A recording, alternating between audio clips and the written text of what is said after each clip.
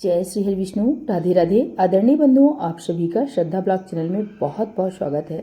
आज हम आपके लिए आषाढ़ मास कृष्ण पक्ष योगिनी एकादशी व्रत कथा लेकर आए हैं। कथा पूरी सुनिएगा और प्लीज चैनल को लाइक एवं सब्सक्राइब जरूर कीजिएगा।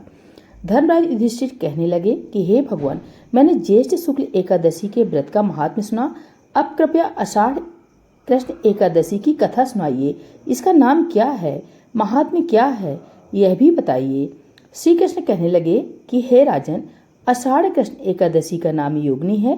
इसके व्रत से समस्त पाप नष्ट हो जाते हैं। यह इस लोक में भोग और परलोक में मुक्ति देने वाली है। यह तीनों लोकों में प्रसिद्ध है। मैं तुमसे पुराणों में वर्णन की हुई कथा कहता हूँ, ध्यान पूर्वक सुनो।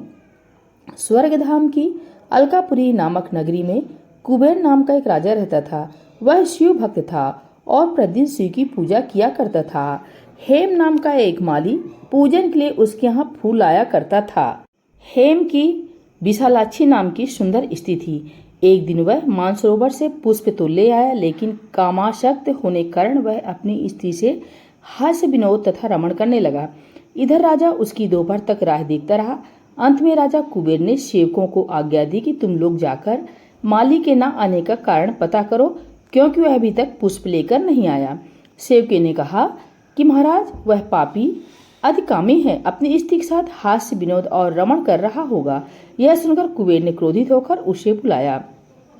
हे माली राजा के भय से कांपता हुआ उपस्थित हुआ। राजा ने कुबेर ने क्रोध में आकर कहा, अरे पापी नीच कामी, तूने मेरे परम पूजनीय ईश्वरों के ईश्वर श्री शिवजी महाराज का अनादर किया है। इसलिए मैं तुझे शाप देता हूँ कि तू स्त्री का वियोग सहेगा और मृत्युलोक में जाकर कोढ़ी होगा। कुबेर के शाप से हेम माली का स्वर्ग से पतन हो गया और वह उसी क्षण पृथ्वी पर गिर गया। भूतल पर आते ही उसके शरीर में श्वेत कोढ़ हो गया। उसकी स्त्री भी उस समय अंतर्ध्यान हो गई। मृत्युलोक में आकर माली ने महान दुख भोगे। भयानक जंगल में जाकर बिना अन्न और जल के भटकता रहा। रात्र को निद्रा भी नहीं आती थी, परंतु शिवजी की पूजा के प्रभाव से उसको पिछले जन्म की स्मृति का ज्ञान अवश्य रहा। घूमते घूमते एक दिन वह मार्कंडेय ऋषि के आश्रम में पहुंच गया, जो ब्रह्मा से भी अधिक वृद्ध थे और जिनका आश्रम ब्रह्मा की सभा के समान लगता था। हे माली वहां जाकर उनके पैरों में गिर गया।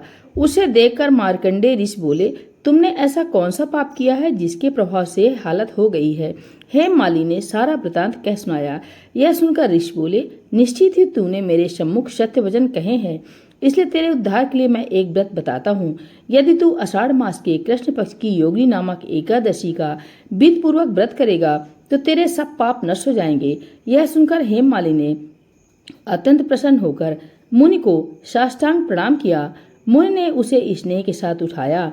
हेम माली ने मुनि के कथनानुसार विधि पूर्वक योगिनी एकादशी का व्रत किया। इस व्रत के प्रभाव से अपने पुराने स्वरूप में आकर वह अपनी स्त्री के साथ सुखपूर्वक रहने लगा।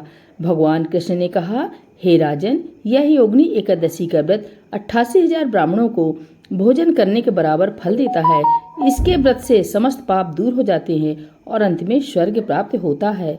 बोले भगवान विष्णु की जय। एकादशी माता की जय। हर हर महादेव शंभु।